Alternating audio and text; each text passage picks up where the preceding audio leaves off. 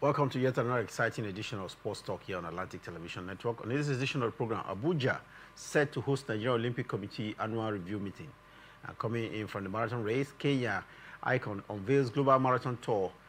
CAF appoints Malian official for Nigeria versus Tunisia clash later tonight. Details of this and many more will be yours when we return from the break. Stay with us.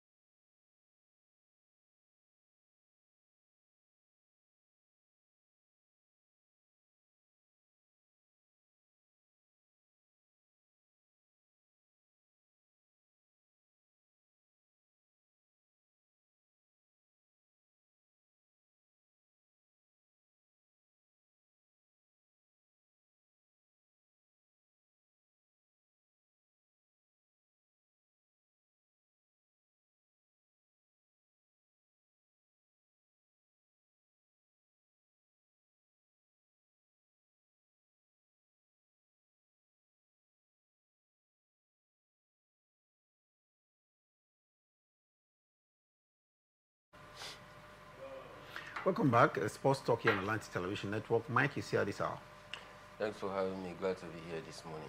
And together we'll bring you up to speed with the latest happening around the world of sport. First, let's start with activities of the Nigerian Olympic Committee, which we understand has announced plans to convene its annual general meeting on Monday, that's December the 29th, 2025, in Abuja. The meeting, which is held in line with the committee's constitution, will provide an opportunity for stakeholders to preview activities from the past year and, of course, outline strategic objectives for the future. It is expected to serve as a key forum for reflection, accountability, and forward planning with Nigeria's Olympic movement. Yes, Nigeria has been part of the Olympic for as many years as you can remember.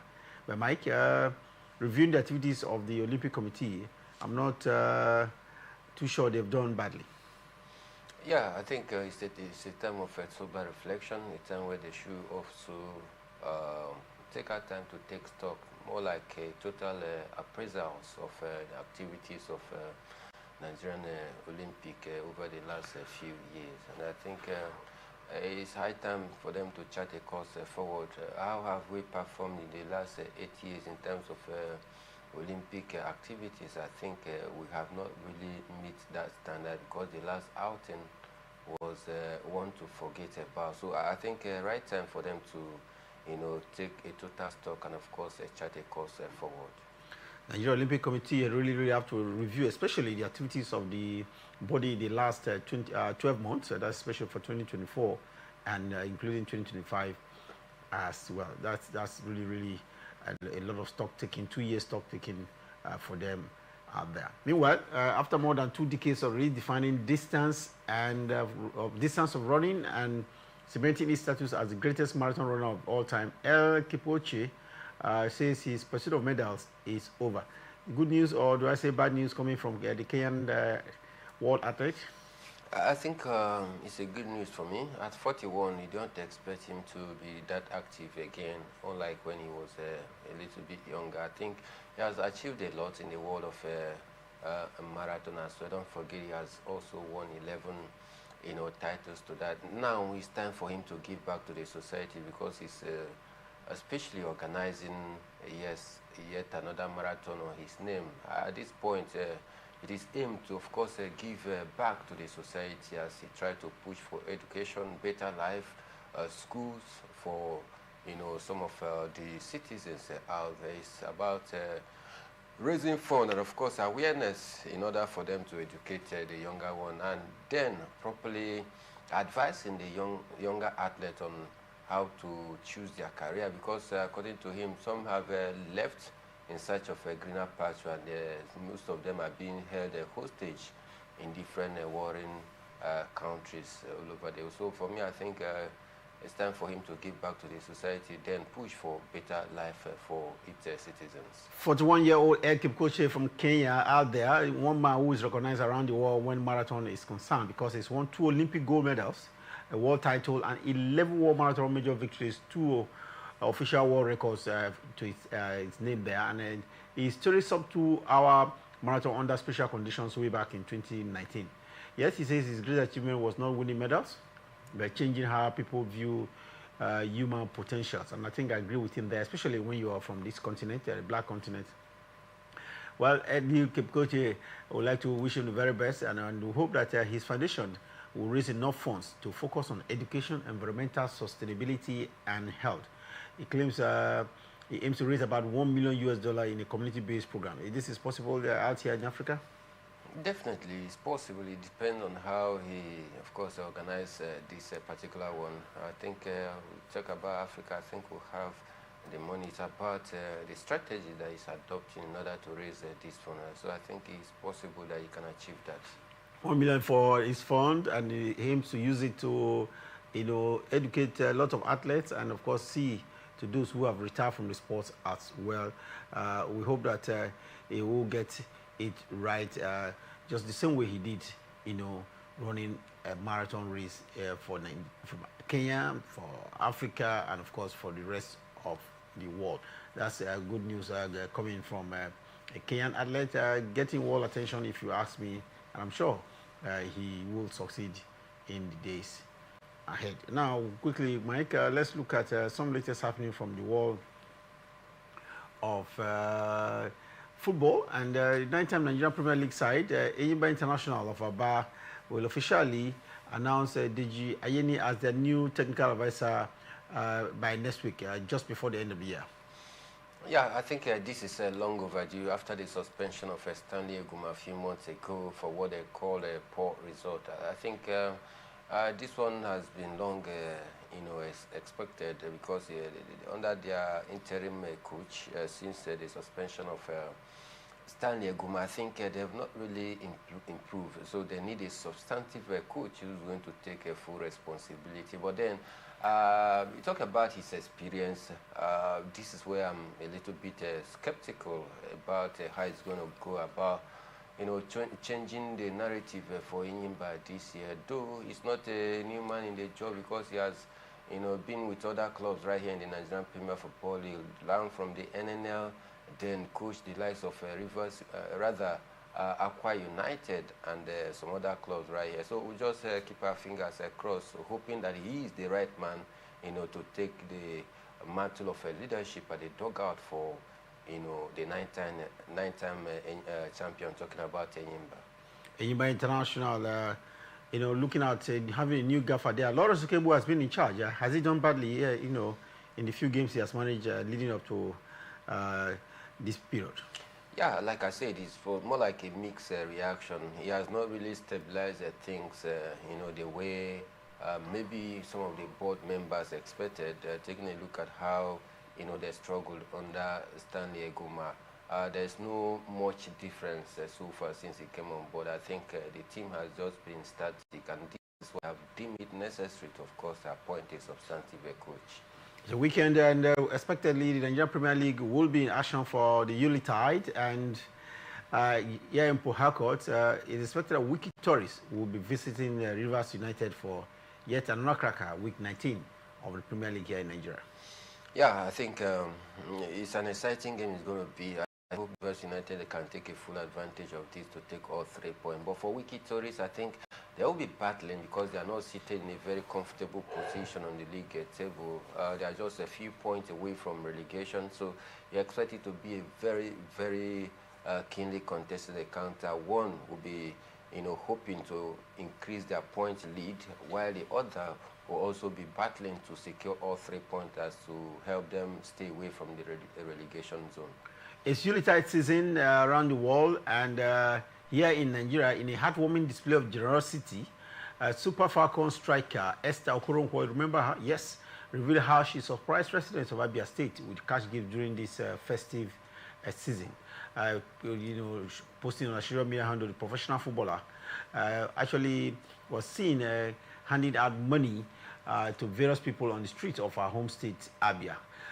This is looking very, very touching and heartwarming that a female footballer based outside of Nigeria is reaching out to residents around her neighborhood, traders, shoppers, pedestrians, and bystanders in Umuahia. Yeah, I think it's more like, the spirit of the Yuletide period where people tend to give back to the society after achieving so much. I think a good one that she's also not just a national team player, but also one who pay much respect to her hood. That is where she, came out from. Not too many persons does this, especially for those who have a special career. But then, good one for Esther Okonkwo to go back to her hood and try to give back to the society. She was given as much as 200,000, to few drivers, street hawkers, and so many, persons. I think it's a way of putting smiles to the faces of some persons out there. Esther Okoronkwo did not only win the African Cup of Nations last year, but she actually has won the hearts of many Nigerians, giving it back, especially residents of Umuahia there. I would say congratulations to Esther, and the hope the spirit of the Yuletide will continue to spread across even those who received from Esther Okoronkwo. Meanwhile, the Super Falcons are expected to be rewarded, be given their gifts just the same way we've seen of the Super Eagles of Nigeria. Yeah, definitely. I think when they converge, to camp for maybe next international duty, I think that will be done according to a statement released by, Malam Sheikh Diko a few days ago. So I think that has been sorted out, the paperwork and everything, ready for them to receive it. But then it's when they, assemble in their next international duty before this will be handed out to them individually. Why do we like showmanship? This is coming handed over to them without all of them coming together into camp before this will be handed over to them. We hope nothing happens to it, to the gift item between now and the counter. You can as well give it to these items to them in their respective capacities and waiting for when they will have to come to camp. So these are something that they should have been given long time ago. It's just that the president just approved of it, or do I say, in the generosity, said, okay, this must be given now. But it's for me, they can be given without assembling them at a particular point. Definitely, but then, most times, just like you pointed out, maybe a media stunt. The NFF want the world and Nigerians to know that, oh, they've done this, because if they do that without the media, maybe some might not be aware. So more like trying to blow their own trumpet as well, which of me I think is not that really necessary. All right, but then it is what it is.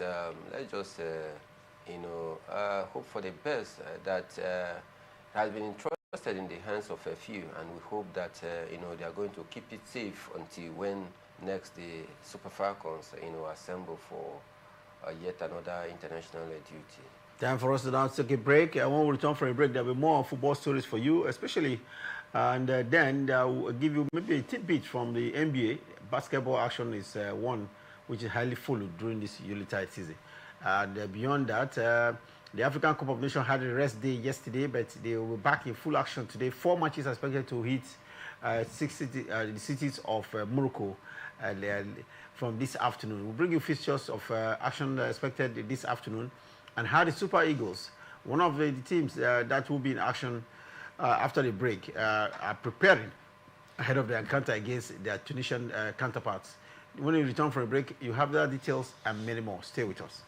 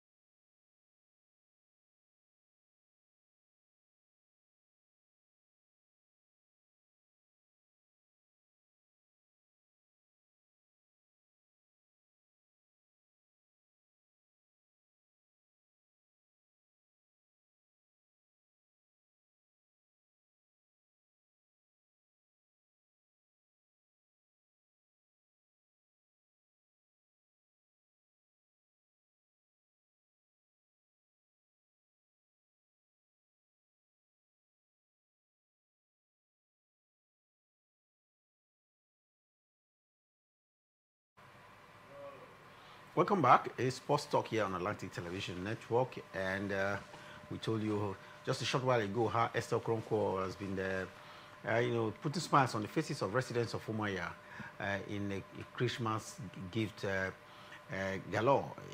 That's quite a commendable effort coming from a Super Falcons player, a player of the Super Falcons based in Spain. Now let's get to basketball, Mike. The NBA is still in action, of course, giving delight to followers across the world. But the LA Lakers are not in any good mood this Christmas. They still suffering from home defeat. We saw them being beaten by Houston Rockets 109 points to 86. They couldn't make up to 100 points in this fixture. Talking about Houston, LA Lakers.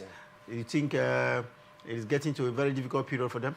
Yeah, definitely. In their last 4 games right now, I think it's been more like a struggle for them, whether home or away. So I think the coach need to find a way, of course, to rekindle that, great start to the season where we saw earlier. But it looks as though they have failed to hit their prime so far in their last 4 games. And I think it's a worrying sum. 2 of their key players that were out, I think they are gradually back into the squad. So I expected them to at least, be more proficient in terms of, getting all those 3-pointers. But then they are finding it very difficult. And even to score 100 points in their last 3 games right now has been a very big challenge for them. Well, it was an overtime win for Denver Nuggets. It took them an overtime to take out Minnesota Timberwolves 128 to 131 points. What a victory. Both for Minnesota Timberwolves and, of course, Denver Nuggets, the 2023 champion. I think they are pair because you take a look at the way they've started the season. I think both sides, they share equal strength and no surprises at all when the game went into overtime before a winner was actually decided. So I think there's still more for them to push. And for Denver Nuggets, I'm expecting a lot from them this season after their 2023, championship. I expected them the following year to follow up with that, but then quite disappointing, for them last season. Can they, of course, wake up this season? I just hope so. Denver Nuggets need to, but Minnesota Timberwolves stretching them at home. It was a way overtime win there, for Minnesota Timberwolves. So Denver Nuggets really have to bounce back. We saw them made champions last time, and we hope they can get to it again. Looking at both the Eastern and Western Conference, Mike, actions are getting more interesting. Yeah, actions are getting more interesting with some big name teams, of course, making an early statement. Teams like Oklahoma City Thunders, yes, they continue to thunder on so far so good this season. So I expect action to continue. Of course, there is a lot of games, especially in this Yuletide period. It is almost every day. We have a total of about 82 games, for these players to play. And coming at this rush hour of this Yuletide period, it's going to be a very hectic one for most of these teams. I think the only team that can survive the true test of these, clouded fixtures are teams that have massive squad depth, because it is very difficult. You playing almost every day. You find it very difficult to, of course, catch up. And injury will set in because these players, they are humans. So I think for Oklahoma City Thunder, that is why I'm singling them out. So far, so good. It's been a steady, improvement since the start of the season for them. Okay, let's return to the Mondial ongoing in Morocco. We told you earlier how, 6 cities are hosting 9 centers of the 35th edition of the African Cup of Nations. Super Eagles of Nigeria amongst the 24 teams are struggling to see who gets the title for the year 2025. But we've seen action, 4 days of action. Yesterday was rest day, apparently, for the season to have the players have a bite of chicken, maybe, Mike. But we'll see, look at some reactions from matches that have been played so far at the African Cup of Nations. And one had to do with Lucas Zidane. Remember him, Zidane, his son is in goal for the Algerian side, the Desert Warriors. And it was quite a spectacle seeing the father, at the stand watching his son, who plays as goalkeeper for the Algerian side. He's French, you remember, but actually his grandfather is Algerian, and he chose to represent his grandfather's country, Algeria, at the 35th African Cup of Nations. Yeah, great one. Great scene it was to see Zizou standing from, watching from the stand, his son, Lucas, who of course opted not to represent France, but to toe the line of his ancestors. So for me, I think it's a good one for him. It's just that the level of attendance so far, I'm not very much encouraged. Even that game of Algeria, I expected the house to full. But then we've recorded just a minimal attendance so far. But for Lucas, I think he has a great future. Now he is the #1 man for the Algerian side. They've reposed so much confidence on him, talking about the coach. And I think, he's going to do well. Let's just watch out. Well, let's just watch out for what happens between the six for Algeria. But so far, he's had a clean sheet. His first appearance representing the country, he's had a clean sheet. He plays professional football for a second division side in Spain. After the father left Real Madrid at some point, I think he left the Madrid Academy as well. The African Cup of Nations has a way of exposing some African talent to the global stage. So we just hope that after this African Cup of Nations, maybe it's going to put up an excellent display, which will further showcase him to the rest of the clubs in Europe, and probably it's going to move to maybe a first team division anywhere in Europe. Now let's get to the Nations Cup proper, and of course Day 5 at the African Cup of Nations, and by 1:30 p.m. Nigerian time, we will see Angola in action against Zimbabwe. This looks like an average fixture at the Nations Cup. Yeah, I think a team of equal strength, Zimbabwe, Angola, though some say that Angola... The Panthers of Angola? Yes, they have a little edge against Zimbabwe, but you can never tell. So we just wait to see how the game is going to pan out this afternoon. Egypt versus South Africa comes over at 4 p.m. Nigerian time, and the two of them have 3 points already in the kitty.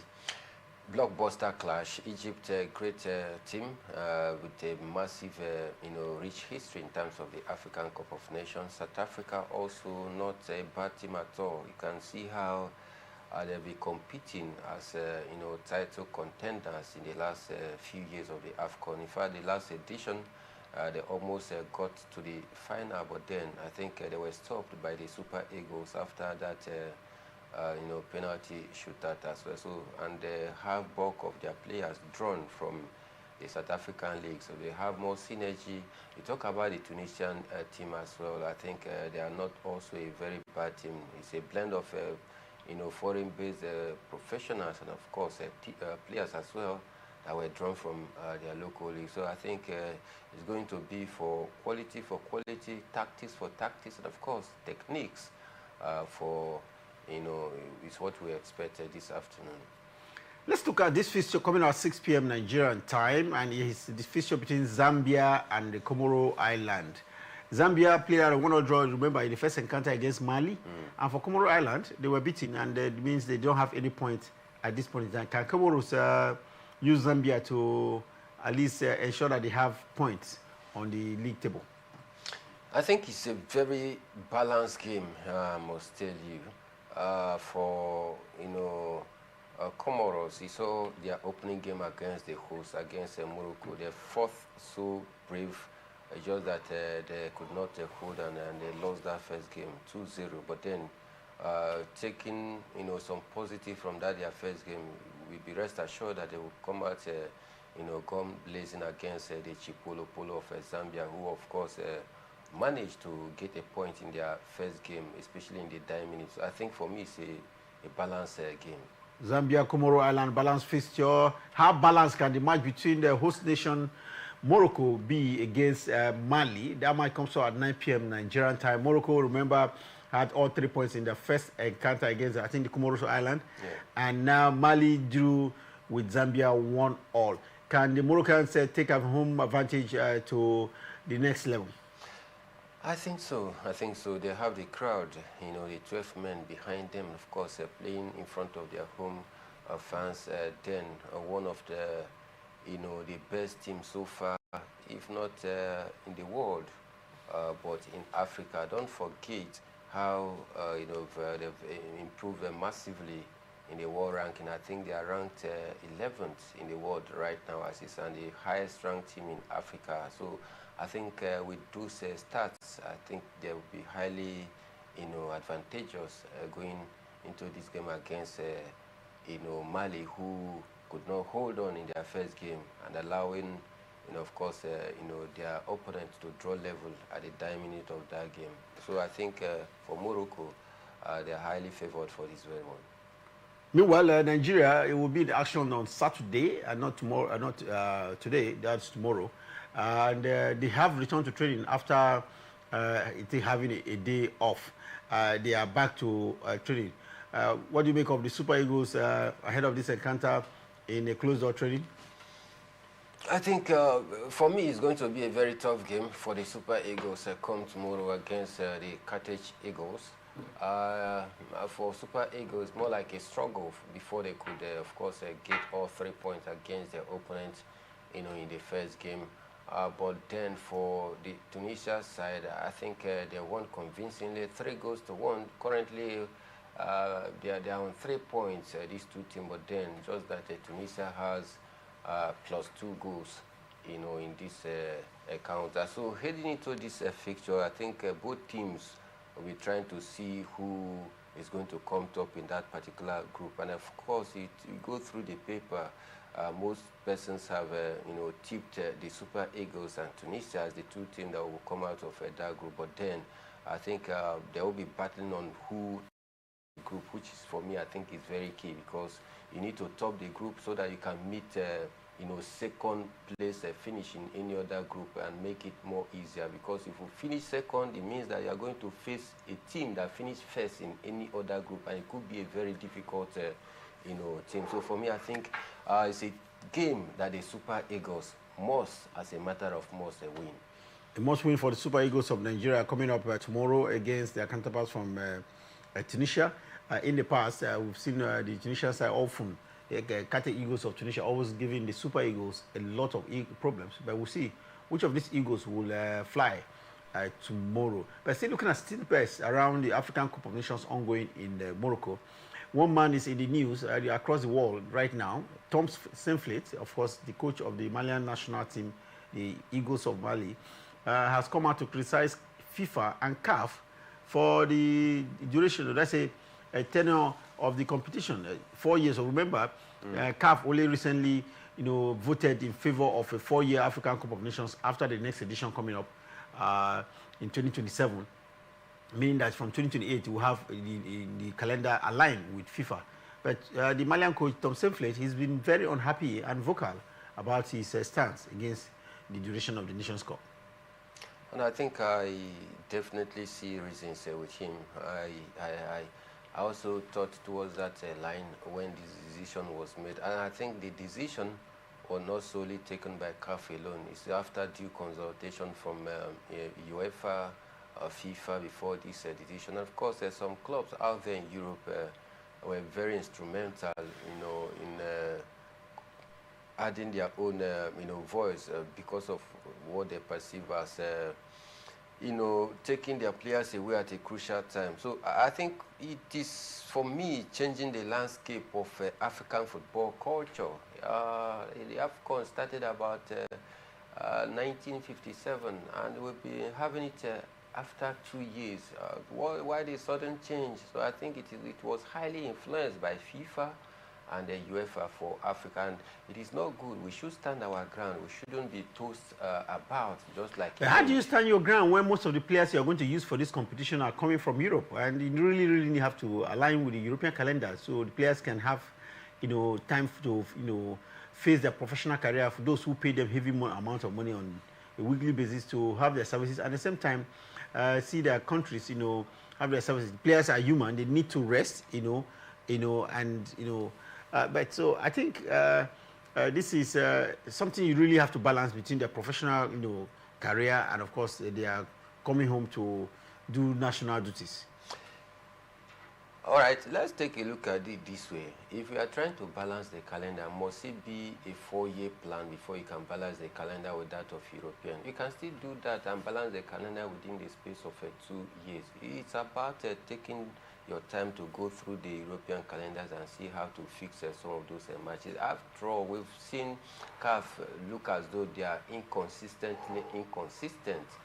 these years in terms of the months of hosting the African Cup of Nations. Sometimes you see them hosting in January, sometimes in May, sometimes December. So those changes has made it very difficult. So I think it's very simple. Even if it is a 2-year plan that have hitherto been the case, why not sit down with the executive, draw the calendar, juxtapose that with the European calendars and see how to work, because it will be taking African football backward.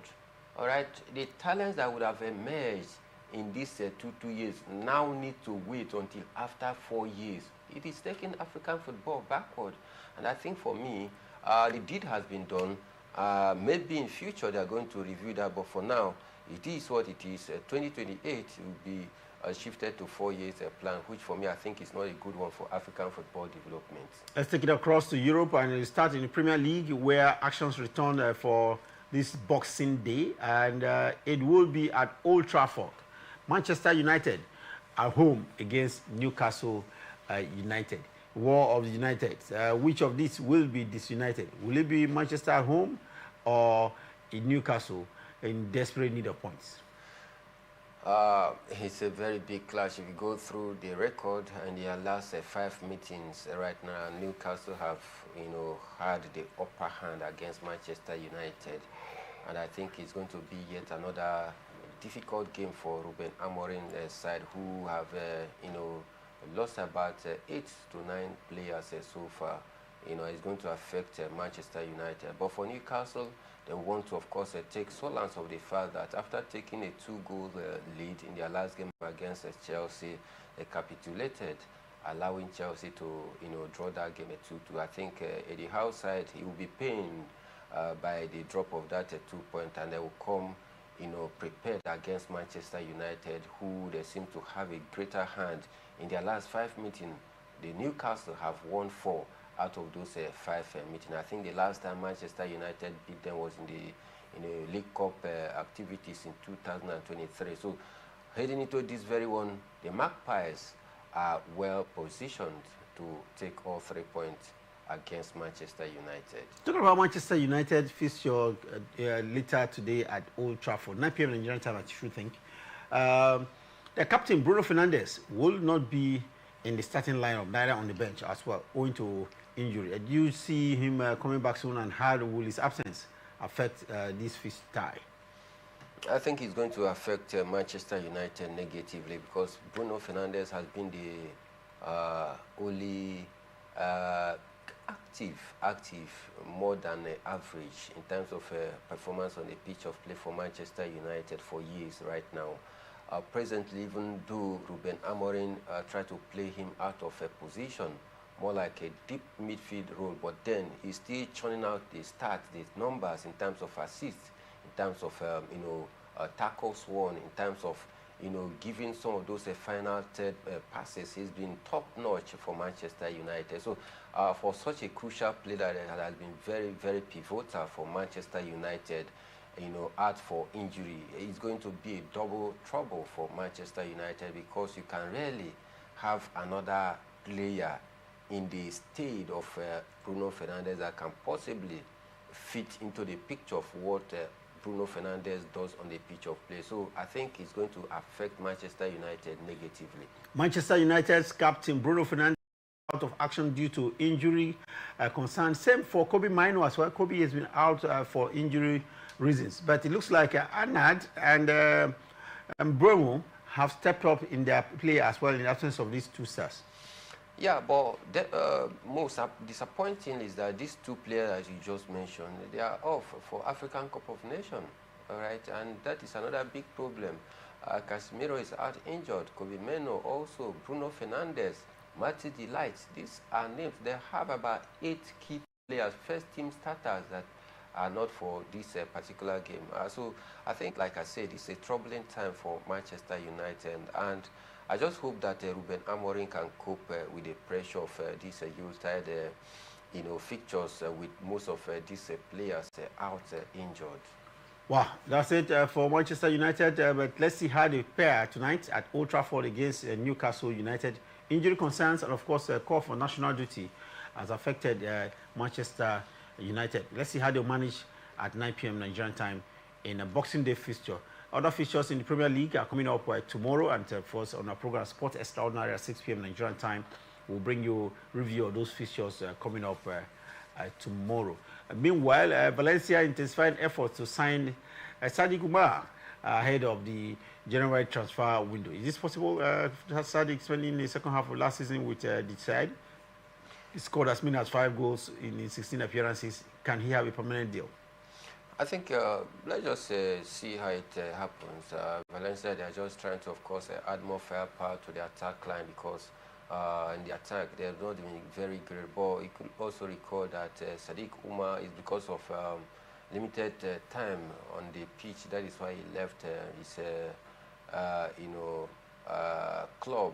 Talking about Real Sociedad for that loan move out, and I think he has not been starting games consistently. He has just managed 16 starts with about 5 or 6 goals so far. So we just wish Sadiq Umar well. Sadiq Umar, hopefully, will be a Valencia permanent player in the January transfer window. And that will be it for this edition of Sports Talk. Definitely we'll be back at 6 p.m. like I mentioned earlier for Sports Extraordinary, when we'll take an in-depth look at some of the results that will have come from the Day 5 action at the African Cup of Nations, and what to expect from the Super Eagles of Nigeria tomorrow as they prepare for yet another fixture at the African Cup of Nations ongoing in Morocco. I told you earlier, Newcastle will be away to Manchester United at Old Trafford later tonight. So there's quite a lot to expect on the program Sports Extraordinary at 6 p.m. Until then, remember, peace and unity are clearly pathways to progress. Always enjoy here on Atlantic Television Network.